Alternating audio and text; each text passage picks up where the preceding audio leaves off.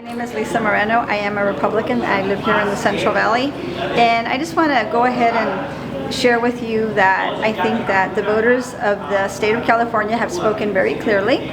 Prop 36 has passed, and that in brief is to increase sentences for drug and theft crime. It passed by a resounding margin of 75% to approximately 25% here in Fresno County. And not only that, but it tells us that California voters are ready for safety in the community, safety for their families, safety for our state. And in addition to that, President-elect Trump earned a 50% vote in comparison to Harris, earned a 46% vote. So President-elect Trump will be the next President of the United States. And I've been hearing a lot of discussion and questions and concerns and worries about the upcoming administration, the new administration, with the transition team, a lot of conversation about deportations. And I really want to emphasize that from my personal point of view and my perspective, the point of deportations has been expressed, and I perceive it to be that of removing the illegal criminal element. People that have come from other countries that are committing crimes here in our country and making our neighborhoods unsafe, making our some universities that we've heard across the nation, different cases of unfortunate events that have happened to young ladies that are just simply out jogging behind their university in an area that's used that was usually thought to be for the most part safe. But the conversation about deportations has escalated a bit.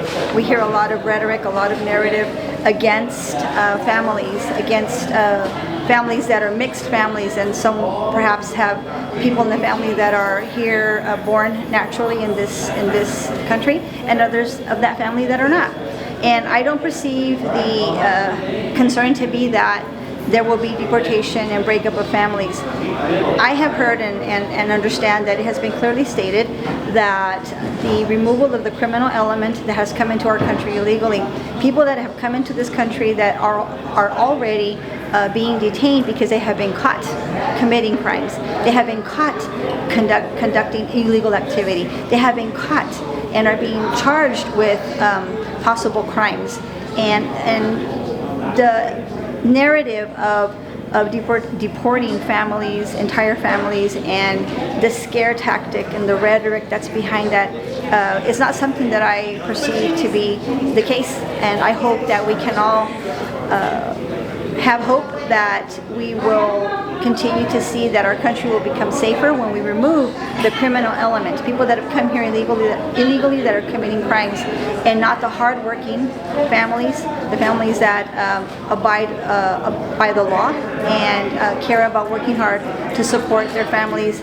And that's the biggest and most largest and deepest concern, is to support their families and work honorably.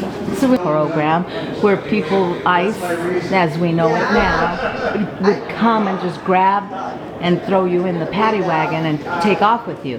What do you suggest that people keep on their person to prove that they have the right to be here? I really think that anyone that's in our community, in our family, in our country, and even in our state, we all should always have identification on our person, right?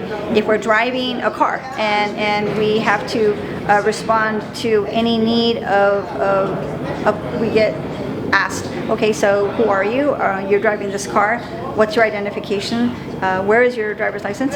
So I think that it's just very safe to be able to identify who you are, where you live, and your name. Not only is it important to be able to identify oneself wherever we are, but also for safety purposes. We don't want to be somewhere where we are not identifiable by any sort of identification or form of ID that we have on our person. So I think that it's safe to always have something on your person, whether it's that you have from this country, an ID, some type of a form of an ID, or whichever country that you've come from.